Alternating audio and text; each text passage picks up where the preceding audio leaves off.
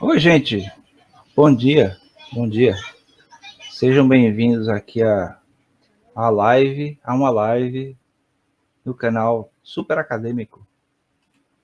Eu espero que vocês estejam tendo um bom feriado de Proclamação da República. Para quem não sabe, o feriado de Proclamação da República comemora o dia em que a monarquia brasileira foi derrubada por um golpe militar, na verdade, que transformou a monarquia, né, o império, em uma república, cujo primeiro presidente foi o Marechal Deodoro da Fonseca, um militar. Bom, mas só para lembrar um pouco disso, assim, hoje a gente vai falar aqui sobre mitologia, né? Quem estava vendo aí o quadro de início, eu tinha anunciado que ia fazer um vídeo falando sobre uma live falando sobre esse livro aqui do Joseph Campbell, O Herói de Mil Faces. O Herói de Mil Faces. É um livro muito famoso. Ele escreveu a primeira edição dele nos anos 40, 1949. E se tornou muito influente na filosofia, na antropologia norte-americana, né? Tendo, inclusive, influenciado muito a indústria cultural, né? A mídia cinematográfica. Então, antes de começar a falar mesmo do tema e desenvolver aqui, seja para você que assiste ao vivo ou posteriormente, se inscreva no canal, né? Não deixe de se inscrever no canal, dá like na live, no vídeo, e também compartilhar o vídeo, sugerir que as pessoas se inscrevam no canal e dê uma olhada também na descrição do vídeo, que tem coisas interessantes lá, livros meus, links para outros vídeos, links para lançamentos, para as minhas músicas também. Se inscreva no canal, estou colocando aqui uma mensagem aqui para colocar no chat, para dar as boas-vindas e pedir para as pessoas se inscreverem no canal também.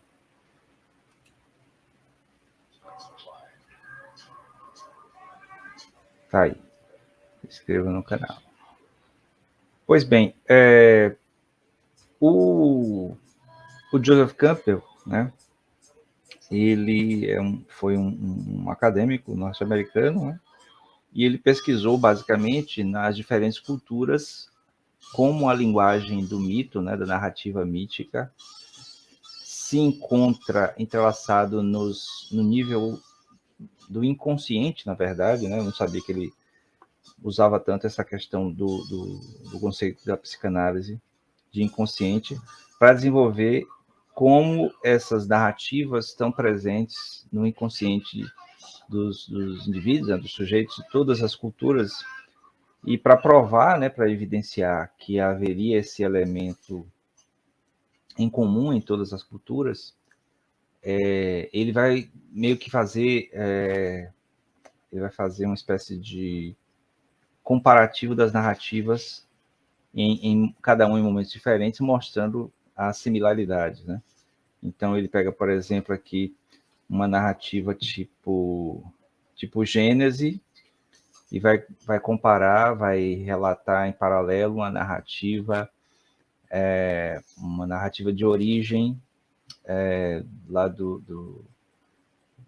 nativos australianos, com uma narrativa de origem do Oriente Médio, bom, sendo que a narrativa bíblica do Gênesis é do Oriente Médio também. Vai comparar com narrativas da Mesoamérica, né, da América Central. Então, essas narrativas de origem têm muitos aspectos parecidos, como, por exemplo, você tem uma entidade que transforma o caos em ordem, você tem a separação ou disputa entre entidades em algum momento, você tem esses temas em comum que aparecem em todas as narrativas. Aqui, na figura que eu estava projetando aqui antes, eu vou reprojetar ela. Agora, eu não consegui projetar ela de um jeito satisfatório. Eu queria dar um jeito de conseguir fazer isso. Deixa eu ver se eu consigo colocar aqui do meu lado e eu podendo ver aqui. Deixa eu ver aqui.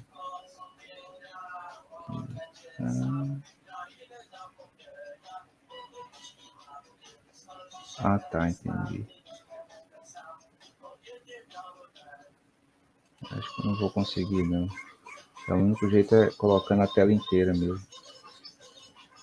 Eu vou colocar a tela inteira e aí eu partilho. Compartilhar a tela.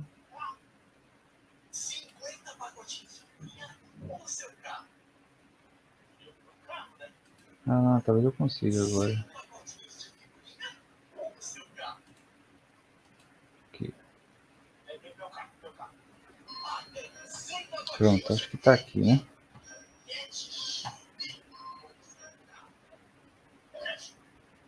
Então, vocês podem ver que, meu Deus, nesse círculo do caminho do herói,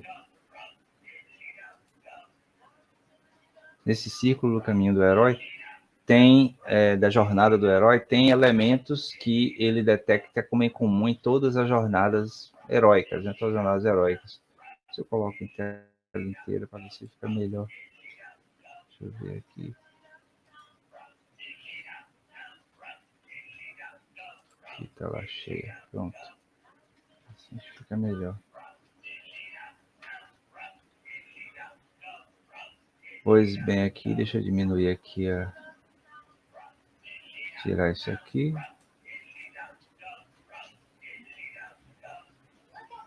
E colocar assim, para ficar maior.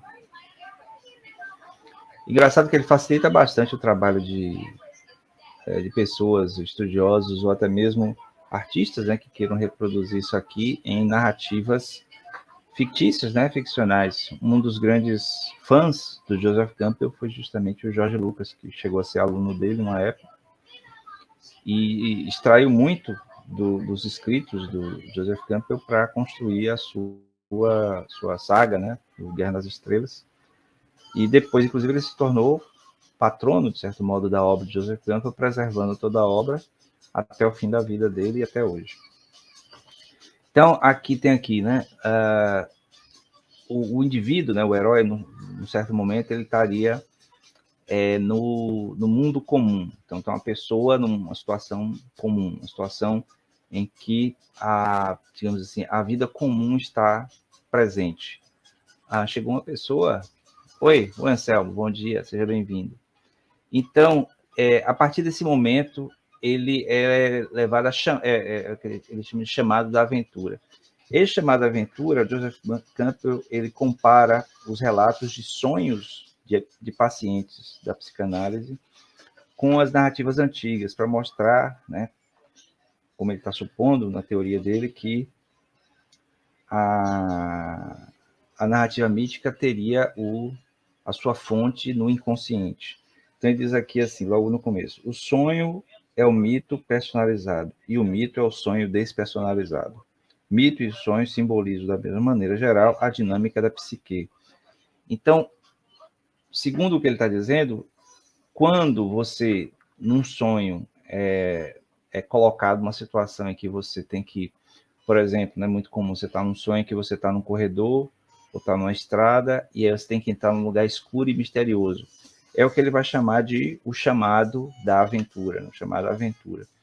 Esse chamado faz com que você, como quem sonha, ou o herói num filme, numa história, ele mesmo hesitando de entrar naquele ambiente supostamente inóspito ou desconhecido, ele é levado àquilo ali. Tanto que, assim, o segundo passo após a chamada aventura é a recusa do chamado, certo? Então, você tem um chamado em que o perigo iminente é tanto que você se recusa. No caso, eu me lembro que ele faz essa introdução ao chamado aventura usando a narrativa clássica da menina que perde a bola, que cai no lago, e o sapo ajuda ela. E aí o sapo diz que, em pagamento por ter ajudado ela, ele quer que ela o receba no seu palácio, né? que assim, é mais ou menos um pouco da história da princesa e o sapo. E aí ela recusa, ela diz que não, né? Já pegou a bola dela, então não vai recusar. Mas é claro que isso leva, eventualmente, ao desenrolar da aventura, com ele chegando e indo no castelo. E, bom, se você não conhece a história, ela não tem negócio do beijo, né? Ela, após todas as provocações do sapo, ela acaba jogando ele contra a parede, que é o que quebra a maldição. Em algum momento, esse é o terceiro momento, né, do primeiro ato, digamos assim, o herói encontra um mentor, né, ou tem uma ajuda sobrenatural. Então, nesse momento em que um mentor aparece, esse mentor pode ser, por exemplo, o Obi-Wan Kenobi no Star Wars. Certo? Você tem uma pessoa antiga que conhece as coisas e vai te mostrar. Ou pode ser também, tipo, uma figura paterna ou materna que está transmitindo naquele momento um conhecimento, um segredo sobre a aventura que virá, certo? Então, o Édipo, por exemplo, o Édipo ele vai procurar o oráculo, né? O oráculo para saber sobre o destino dele. E aí, na mitologia grega, principalmente, encontrar o destino é sempre um problema, porque você não pode fugir dele. Quanto mais você foge dele, você vai ao encontro dele, que é exatamente o que acontece na narrativa do Édipo. Né? Então, ao fugir do destino, porque o oráculo disse que ele iria matar o próprio pai e casar com a mãe, ele foge da cidade onde ele residia, achando que estaria fugindo do destino dele, mas na verdade estava nem indo encontro ao destino dele, já que ele não sabia que tinha sido adotado. Né? E aí ele vai justamente para a cidade onde estão os pais dele, e aí no caminho ele acidentalmente, numa briga, numa luta, mata o pai dele, e depois, quando chega na cidade, acaba vencendo a esfinge, quebra a maldição que está sobre a cidade, mas acaba casando com a mãe sem saber que é a mãe dele. Né? Então, essa é a narrativa primordial que dá origem, principalmente, ao tal do complexo de Édipo lá do Sigmund Freud. E, sim, aí esse mentor, deixa eu ver se eu acho aqui a parte que fala do mentor. Auxílio sobrenatural, tá aqui. Auxílio sobrenatural. Para aqueles que não se recusam ao chamado, o primeiro encontro da jornada do herói se dá com uma figura protetora, que com frequência é uma anciã ou um ancião, que fornece ao aventureiro amuletos que o protegem contra as forças titânicas com que ele está prestes a deparar-se. Por exemplo, a gente pega Alice no País das Maravilhas, por exemplo, ela encontra logo de início aquele gato misterioso, certo? Aquele gato com um sorriso, né? Aquele sorriso assim meio irônico, e aí ele meio que direciona ela, diz a ela o que é que ela vai enfrentar. Então é uma entidade sobrenatural que ajuda ela a começar o caminho. E deixa eu ver, na lenda do Rei Arthur, né? Na história do Rei Arthur, seria o Merlin, né? O Merlin pega e vai dar aquele direcionamento, né? Na própria narrativa cristã, o papel do São João Batista, por exemplo, é mais ou menos esse. É aquele que, ao perceber, digamos assim, a divindade presente nele, direciona ele para o caminho que ele vai ter que seguir, que é um caminho eminentemente trágico. Né? A própria morte trágica da captação do São João Batista é uma espécie de antecipação da crucificação, certo? Então, o Joseph Campbell, inclusive, ele fala muito de crucificação como sendo assim, o momento em que o herói passa de um certo limiar em que ele encontra o destino dele, mas para superar aquele destino ele precisa morrer e ressuscitar, certo? Então esse motivo, né, esse tema da ressuscitação, da ressurreição é muito comum nas narrativas míticas. Aí o próximo passo seria a travessia do primeiro limiar. Então seria primeiro tipo um primeiro obstáculo, né? Um primeiro obstáculo. Então, por exemplo, quem conhece a narrativa da Odisseia, por exemplo, Ulisses, ele passa por muitos limiares, certo? Aí o primeiro limiar que ele encontra é que eu me lembre, é a ilha dos Ciclopes. Né? Então, ele já tinha saído de Troia, né? Depois da vitória dos gregos sobre os troianos, e ele acaba caindo na ilha dos Ciclopes, e aí esse primeiro desafio faz com que ele demonstre a engenhosidade dele em superar os Ciclopes, e aí, é claro, tem a questão da provocação que ele faz com os Ciclopes para poder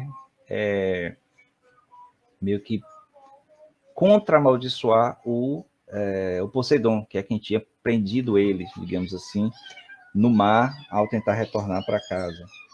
Então, a passar pelo primeiro limiar, o Joseph Campbell diz assim: além desses limites estão as trevas, o desconhecido e o perigo. Da mesma forma como, além do olhar paternal, há perigo para a criança e, além da proteção da sociedade, perigo para o membro da tribo. Então, é um momento em que se percebe a quantidade de perigos que se poderá vir enfrentar, e aí o herói ele pode pegar e, assim, e continuar. Né? Então, num filme, por exemplo, seria a partir do momento em que digamos, o plot da história, né, o acontecimento que gera a história acontece, a ação do herói, tipo, sei lá,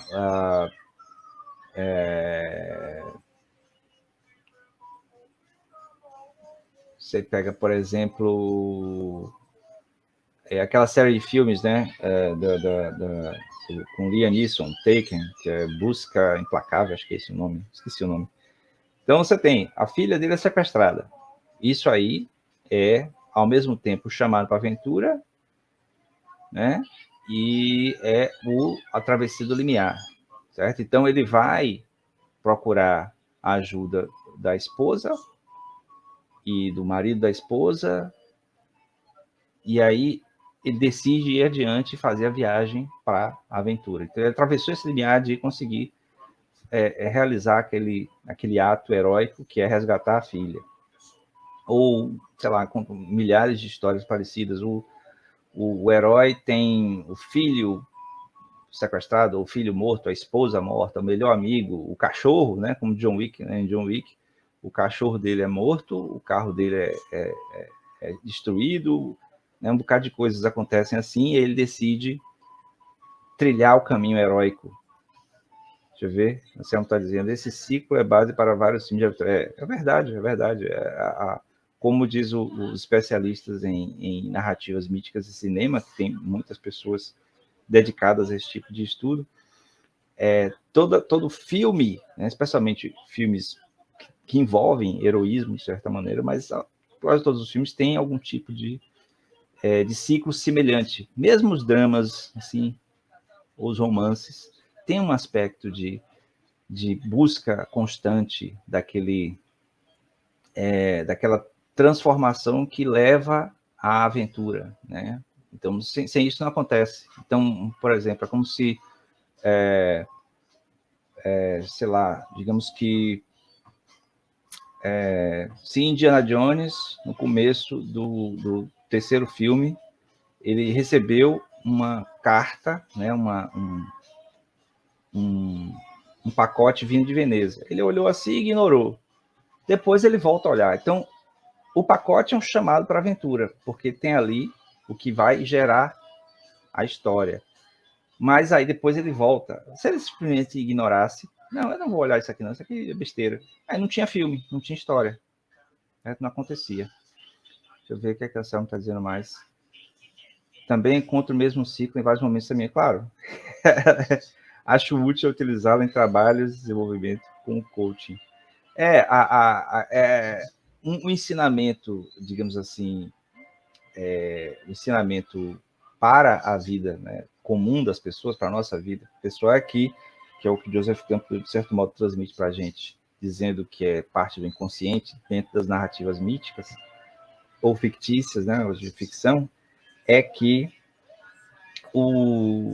a nossa vida deixa de ser sempre um constante chamado para a aventura e recusa da aventura e a possibilidade aí, a autorrealização, o autossacrifício, né? Então esses ciclos se mantêm, porque, de certo modo, todo mundo é protagonista, né, de sua própria vida, de sua própria jornada heróica.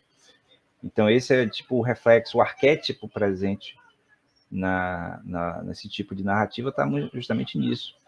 Então o tempo todo a gente é chamado para a aventura, Normalmente a gente recusa, e aí a gente volta e meia encontra pessoas que têm esse papel de mentor, e aí quando a gente dá o primeiro passo, né, o primeiro passo para atravessar esse limiar, é que a coisa começa a desenrolar, né? Então a vida de todo mundo tem esse aspecto presente, certo? Não é uma coisa que é exclusiva apenas dos mitos clássicos ou dos filmes. Então, passado esse primeiro limiar, aqui no ciclo, né, na continuação do ciclo, tem a parte do... Colocou aqui, deixa eu ver se eu está pequena a letra para mim. O ventre da baleia, a testes aliados e inimigos. Ele fala, né, ele olha, ele mostra que em várias narrativas, em várias culturas, tem esse tema de ventre da baleia, que em inglês é belly of the beast. Né? Então é como se fosse assim, em algum momento você vai ao fundo, né, do perigo, digamos assim. Você vai ao fundo do perigo, e aquele perigo, ele te consome. Né? Então ele fala, obviamente, das narrativas clássicas que usam esse tema de baleia, né, ou de uma besta, um monstro te engolindo, como a narrativa de Jó, na Bíblia, Pinóquio, né, evidentemente, mas tem outras. Então, por exemplo, no próprio Guerra nas Estrelas mesmo, quando os heróis eles são engolidos pela Estrela da Morte. Né, eles tentam fugir da Estrela da Morte, mas não conseguem, eles são engolidos. E ali enfrentam um monte de perigos e salvam a princesa e conseguem fugir.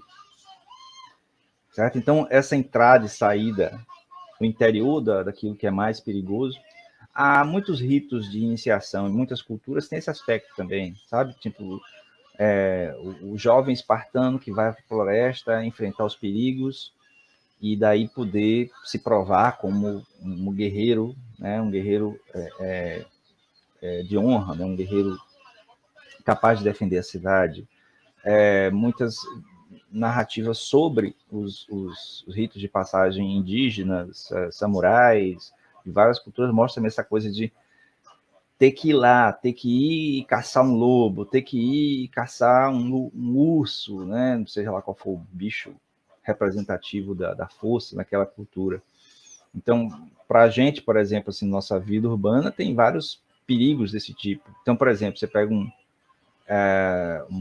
uma criança, um jovem que, tá lá, nunca saiu de perto dos pais e tem que, pela primeira vez, ir sozinho numa, sei lá, pode ser numa excursão da escola. Isso não deixa de ser uma aventura, né? Um chamado para aventura e essa penetração no ventre da baleia, né? No perigo máximo. E ali, é claro, como ele está dizendo aqui entre parênteses, lá ele encontra provas, testes, aliados e inimigos. Certo? Então, essa repetição de temas envolve o que o Joseph Campbell categoriza, né, como sendo parte dessa psique, desse inconsciente presente em todos os indivíduos de todas as sociedades.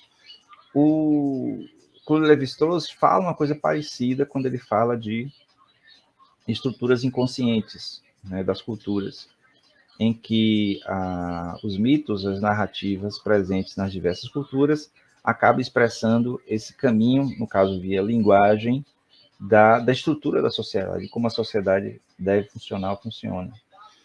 Aí, deixa eu ver aqui, tem a aproximação da caverna oculta, provação suprema e recompensa. Então, seria uma superação dos perigos, né, encontrados naquele miolo da aventura, digamos assim. E, assim, por exemplo, você pega o Hércules mesmo, né? O Hércules tem uma história muito trágica que normalmente nos filmes, nas séries, nos desenhos, isso é mitigado. Mas o Hércules, ele assassina os filhos, né? Ele mata os filhos dele sem querer, né? Acidentalmente, e como autoprovação, né? Auto-penitência, ele vai realizar o tal dos trabalhos, né? O tal dos 12 trabalhos. E a realização desses trabalhos levaria a uma provação, né? Uma provação suprema e uma recompensa, né? Que seria uma redenção. Só que, no final das contas, ele acaba não se redimindo consigo mesmo, certo? Ele acaba resolvendo muitos problemas para os outros, mas não o próprio. Porque outra coisa que é muito comum também nas narrativas é que o herói ele busca a si mesmo o tempo todo. E aí ele chega no terceiro ato aqui, né, nessa parte azulzinha que fala, né, o caminho de volta, a ressurreição, retorno com Elixir. Então, qual a ideia aqui? É que o herói, ele fazendo um caminho de retorno, fazendo um caminho de volta para se reencontrar novamente com a vida comum, ele traz todo o aprendizado. Ele traz aquilo que ele encontrou no caminho, certo? Aí tem aqui o tema do retorno com Elixir, quer dizer, ele voltou com algo que ajuda a todos, alguma coisa mais ou menos assim. Então, por exemplo, como é o nome dele? Da mitologia grega, que pega o velocimo de ouro, é Teseu. Teseu, a jornada dele, né, que é parecida com várias dessas outras, quando ele volta com o velocimo, ele resolve um problema, que era a praga lá, o problema que estava na cidade dele. Mas, obviamente, ele não se resolve como herói, porque a jornada dele continua, né? E aí tem uma série de outros problemas que surgem com o casamento dele, com a esposa, que é muito ciumenta e que ele gosta de outra pessoa. Então, essas coisas permanecem. Então, normalmente, os filmes, né, os romances, tal, somente os filmes, é que os filmes têm que reduzir muitas coisas para poder fazer sentido como produto e as pessoas apreciarem. Fazem uma redução daquilo que é o essencial, digamos assim, na jornada, mas a jornada permanece. É por isso assim que quando você pega a vida heróica de uma maneira geral, ela tem esse aspecto do retorno e da superação de alguma coisa. Então, por exemplo, tem ali o tema da ressurreição ali, o segundo tópico, o segundo tema na parte azul, que seria o terceiro ato. Ressurreição pode ser literal, como no caso da narrativa cristã, né? Você tem um herói que ele teve o chamado da aventura no começo, com a revelação lá com o Batista, né? Ele vai até o ventre da baleia, quando ele enfrenta o demônio no deserto, isso é representativo dessa fase. Ele vai, supera a provação,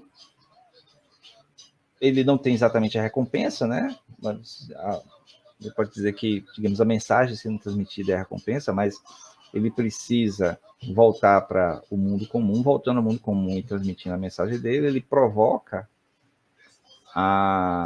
o próprio sacrifício, né, com a crucificação, e com a ressurreição ele tem a revelação heróica de que é possível superar a morte através vindo pelo caminho dele, né, seguindo o caminho dele.